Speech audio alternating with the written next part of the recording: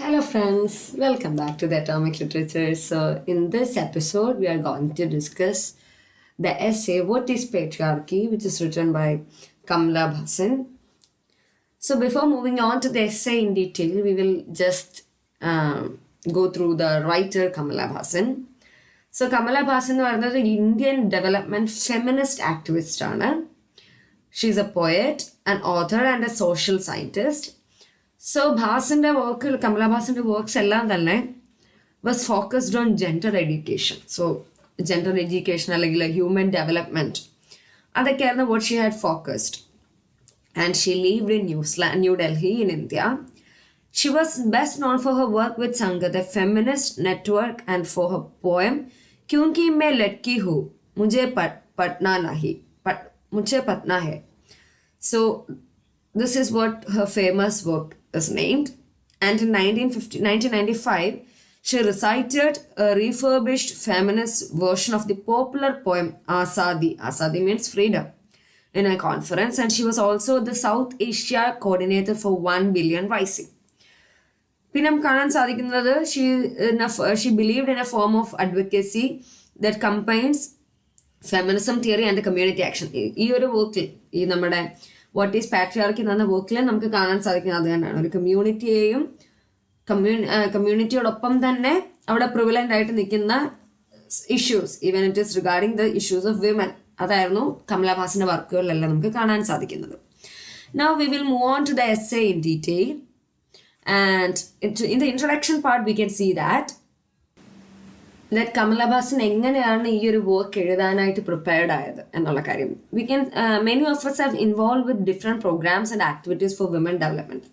ഒരു സ്ത്രീ ശാക്തീകരണത്തിന്, ഒരു വിമൻ ഡെവലപ്മെന്റിന് വേണ്ടി തന്നെ നമ്മൾ ഒരുപാട് പ്രോഗ്രാംസ്, ആക്ടിവിറ്റീസ് എല്ലാം നമ്മൾ ഇൻവോൾവ് ആയിട്ടുള്ളവരാണ്. പക്ഷെ അതൊന്നും have found it necessary to understand the system. പക്ഷെ അതിനൊന്നും ഒരു സിസ്റ്റമാറ്റിക് വേയിൽ കുറച്ചുകൂടെ കൊണ്ടുവരേണ്ടതുണ്ടായിരുന്നു. Which keeps woman dominated and subordinated and to unravel it's working in order to work for woman's development in a systematic way.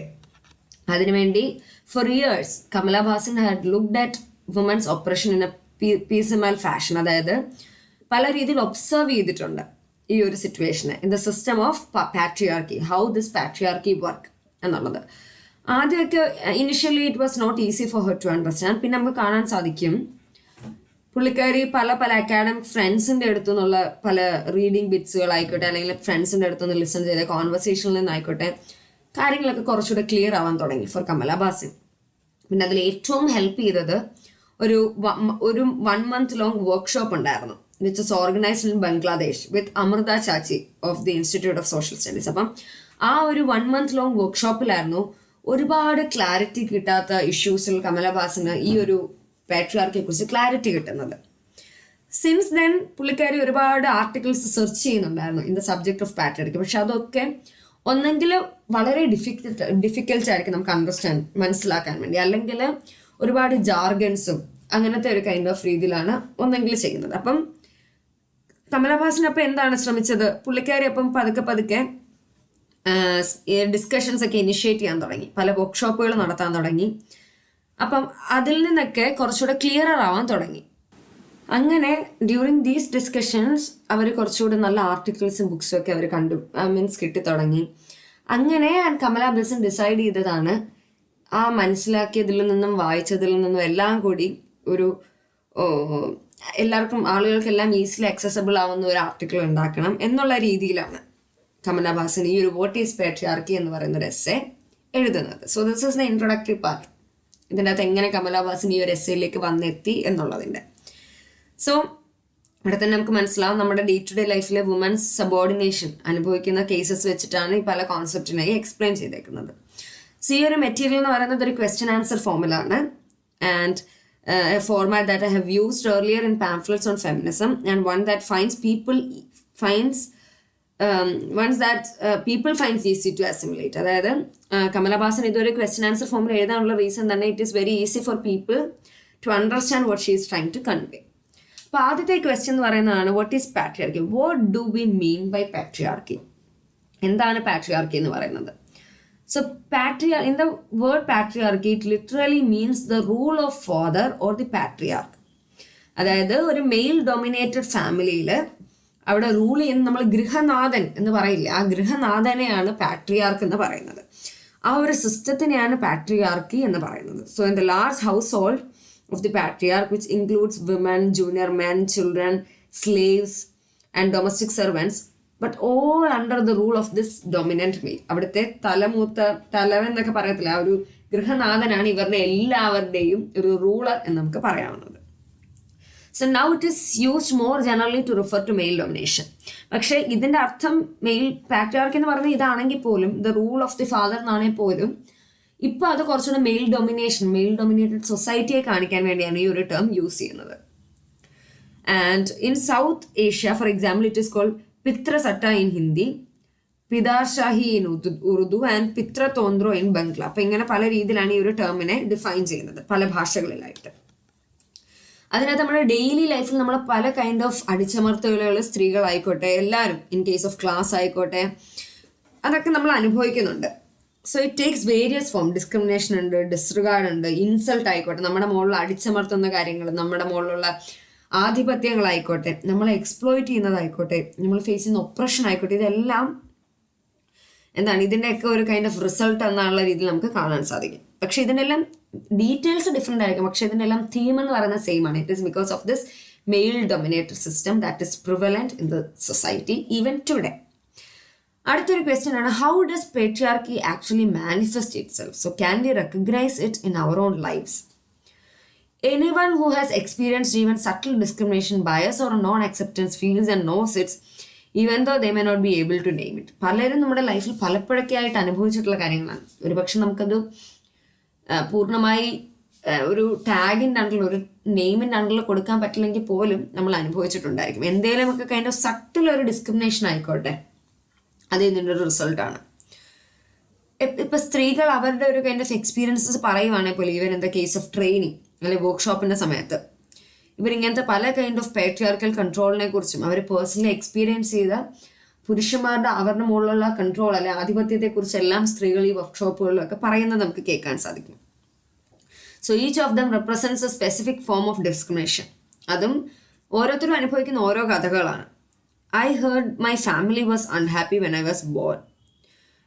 Means കുറച്ച് examples ആണത്. I heard my family was unhappy when I was born. They wanted A boy. My brothers could demand food. They could stretch out their hands and take what they wanted. We were told to wait for it to be given. We sisters and our mothers had to make to do it with whatever was left over. അപ്പോൾ ഇതിനകത്ത് തന്നെ അനുഭവിക്കും. ഇതിനകത്ത് തന്നെ നമുക്ക് കാണാം discrimination which is against girls in food distribution. അതായത് ആ കുട്ടി പറയുന്നത് എന്താണ്, എൻ്റെ വീട്ടുകാർ വളരെ വിഷമിച്ചു ഞാനൊരാണാന്ന് അറിഞ്ഞപ്പോൾ. സോ ദേവർ ഞാനൊരു പെൺകുട്ടിയാണെന്ന് അറിഞ്ഞപ്പോൾ. For they were expecting a boy baby. അതിനുശേഷം അവരുടെ വീട്ടിൽ കണ്ടത് എന്താണ്, പുരുഷന്മാർക്കൊക്കെ ഒരുപാട് ആഹാരങ്ങൾ കൊടുക്കുന്നു, അല്ലെങ്കിൽ അവർക്ക് ഇഷ്ടമുള്ളത് എടുത്ത് എപ്പോൾ വേണോ കഴിക്കാം. പക്ഷെ പെൺകുട്ടികൾക്കോ സ്ത്രീകൾക്കോ അത് പറ്റത്തില്ല. എന്താണ് ബാക്കി വന്നത് അത് കഴിക്കാനായിരുന്നു അവരുടെ പറഞ്ഞു വെച്ചിരുന്നത്. സോ അത് തന്നെ നമുക്കറിയാം. നമുക്ക് ഇപ്പോഴത്തെ കാലത്തൊക്കെ നമുക്കത് ഓർക്കാൻ ബുദ്ധിമുട്ടാണ്, പക്ഷെ അതൊക്കെ വളരെ പ്രിവലൻ്റ് ആയിട്ടുള്ള ഒരു കാലം ഉണ്ടായിരുന്നു. I have to help my mother with the household work, my brothers don't.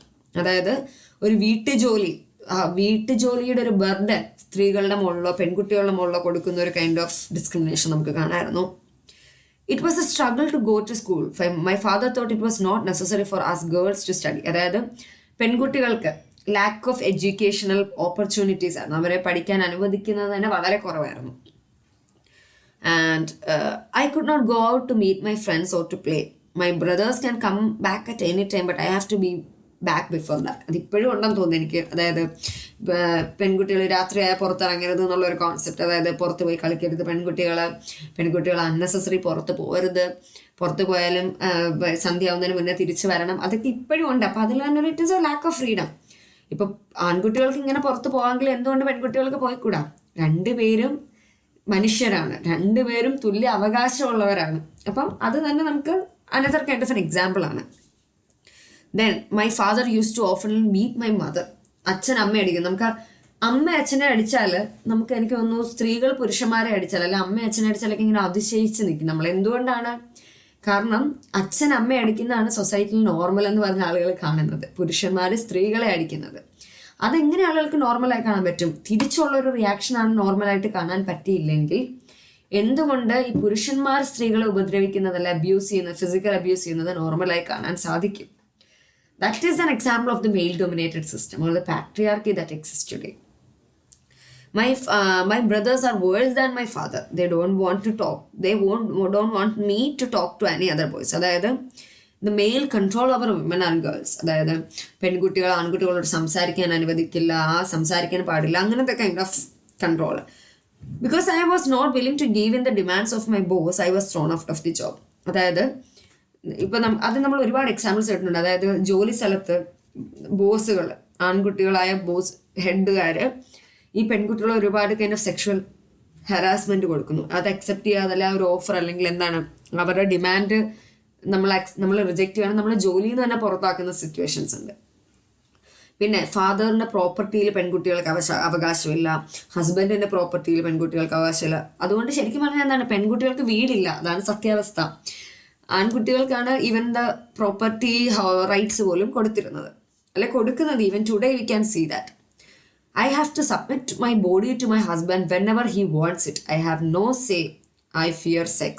Don't enjoy it. അതായത് yet another big issue that males control over women's bodies and sexuality. അതൊന്നും നമുക്ക് ഓർക്കാൻ കൂടി പറ്റില്ല. ഈവൻ നമ്മളുടെ സെക്ഷുവൽ നീഡ്സിൽ പോലും അവരുടെ കൺട്രോളാണ്. That നമ്മുടെ ചോയ്സിലല്ലാണ്ട് ഒരാളെ വിവാഹം കഴിക്കേണ്ടി വരുന്നത്, അവർക്ക് വേണ്ടി നമ്മുടെ ശരീരം സറണ്ടർ ചെയ്യുന്നത്, it is not something which is easy for a women. And I wanted my husband to use family planning methods, but he refused. He did not give me permission to get operated myself. Even reproductive rights'il പോലും പുരുഷന്മാർ എന്തോരം സ്ത്രീകളുടെ reproductive റൈറ്റ്സിൽ കൈകടത്തുന്നു. അതും ഒരു kind of example ആണ്. So as we begin to reflect on them, the fragments of these experiences gradually start forming a pattern, and the norms and practices which define us as inferior to men. അതായത് പല kind of നോംസും പ്രാക്ടീസസും ഉണ്ട്. Even നമ്മുടെ ഫാമിലിയിലായിക്കോട്ടെ, social റിലേഷൻസിലായിക്കോട്ടെ, religion, laws, schools, text books, media, ഇതിലെല്ലാം തന്നെ എന്താണ് നമ്മൾ കാണുന്നത്? Men who is imposing control over the women. അതാണ് ഇതിലെല്ലാം നമുക്ക് മനസ്സിലാവുന്ന ഒരു കാര്യം തന്നെ. So we are up against is a system of male domination and superiority of male control in which women are subordinate. So next question is, does the term patriarchy then sum up the kind of male domination we see around us all the time? അതായത് ഈ ഒരു mail ഡൊമിനേഷനെ നമ്മുടെ ചുറ്റും കാണുന്നൊരു പുരുഷാധിപത്യത്തിൻ്റെ ഒരു kind of term ആണ് patriarchy നമുക്ക് sum up ചെയ്ത് പറയാൻ? യെസ്, നമുക്ക് അങ്ങനെ പറയാൻ പറ്റും. Because feminists use it like a concept, like all other concept. It is a tool to help us understand our realities. ഇത് പലവരും പല രീതിയിലാണ് ഡിഫൈൻ ചെയ്യുന്നത്. ജൂലിയറ്റ് മിഷൽ പോലുള്ള feminist psychologist uses the word patriarchy to refer to kinship systems in which men exchange women and the symbolic power that father exercise within this system. അതായത് അച്ഛന്മാർ ഈ സിസ്റ്റത്തിൽ, അച്ഛന്മാർ ഫാമിലിയിൽ എക്സസൈസ് ചെയ്യുന്നതായിക്കോട്ടെ, അതൊക്കെയാണ് ഈ ഒരു ജൂലിയറ്റ് മിഷൽ ഇതിനെ കാണുന്നത്. This power, she says, is responsible for the inferiorized psychology of women. ഈ ഒരു കാരണം തന്നെയാണ്, അല്ലെങ്കിൽ ഈ ഒരു പവർ തന്നെയാണ് സ്ത്രീകളുടെ സൈക്കോളജിയിൽ ഇൻഫീരിയറൈസ്ഡ് ഫീലിങ്സ് കൊടുക്കുന്നത്. Sylvia Walby in her book Theorizing Patriarchy calls it a system of social structures and practices in which men dominate, oppress and exploit women. അതായത് ഇതെന്ന് പറയുന്ന ഒരു സോഷ്യൽ സ്ട്രക്ചർ അല്ലെങ്കിൽ ഒരു സോഷ്യൽ ഇൻസ്റ്റിറ്റ്യൂഷനിലെ പ്രാക്ടീസ് ആണ്. വെയർ മെൻ എന്തൊക്കെ ചെയ്യണം, മെന്നിനാണ് ഡൊമിനേറ്റ് ചെയ്ത് നിൽക്കുന്നത്, സ്ത്രീകളെ എക്സ്പ്ലോയിറ്റ് ചെയ്യുന്നത്, ഇതിനൊക്കെ ഉള്ള ഒരു റിസൾട്ട് എന്നുള്ള രീതിയിൽ പറയുന്നത്. So she tells us that it is important to understand patriarchy as a system because this helps us to reject the notion of biological determinants, which says that men and women are naturally different because of their biology or bodies and are therefore assigned different roles, or the notion that every individual man is always in a dominant position and every woman in a subordinate one. Then in some South Asian languages, for example, the word used for husbands are നമുക്ക് ഇവൻ മെന്നിനെ superior ആക്കുന്നതിന് examples ആണ്. ചില south Asian ലാംഗ്വേജസിൽ ഹസ്ബൻഡ്സിനെ refer ചെയ്യുന്ന ടേമുകളാണ് സ്വാമി, പതി, ഷൗഹാർ, മാലിക്. ഇതിൻ്റെയൊക്കെ അർത്ഥം എന്താണ്? സ്വാമി അല്ലെങ്കിൽ മാലിക് എന്നൊക്കെ പറഞ്ഞാൽ ഇറ്റ് ഇസ് ലോഡ്, ഓണർ എന്നൊക്കെയാണ്. അപ്പം even that term itself possess some kind of control over women. അതാണ് അതിൻ്റെ ഒരു കൈൻഡ് ഓഫ് ഫണ്ണിയർ പാർട്ട് എന്ന് പറയുന്നത്. Dark humour kind of thing. Because എന്താണ് ആ ഒരു വാക്കുകൾ പോലും അതിൻ്റെ അർത്ഥം എന്താണ്? To be the owner, to be the lord of something. അപ്പം ഈ ഹസ്ബൻഡിനെ എന്തിനാണ് ഹസ്ബൻഡ് നമ്മുടെ ഓണറായിട്ട് കാണുന്നത്? It is not necessary to see, it is not necessary എന്നല്ല, it is an utter nonsense to see your husband as an owner of you. Means നമ്മളൊരു മാർക്കറ്റിലുള്ളൊരു product ഒന്നുമല്ല നമ്മളെ വാങ്ങാനും കൊടുക്കാനും നമ്മളെ ഓൺ ചെയ്യാനും. അതൊന്നും it is not something which has to be encouraged. The next question is that is patriarchy the same everywhere? Patriarchy എല്ലായിടത്തും ഒരേപോലെയാണോ? ഒരിക്കലുമല്ല. എല്ലായിടത്തും അങ്ങനെ ഒരേപോലെ ആവുന്നൊരു കാര്യമല്ല. ബിക്കോസ് നേച്ചർ ഡിഫറെൻറ്റ് ക്ലാസ്സസ്, അതായത് നമ്മുടെ സൊസൈറ്റിയിൽ തന്നെ പല തരത്തിലുള്ള ക്ലാസ്സസ് ഉണ്ട്.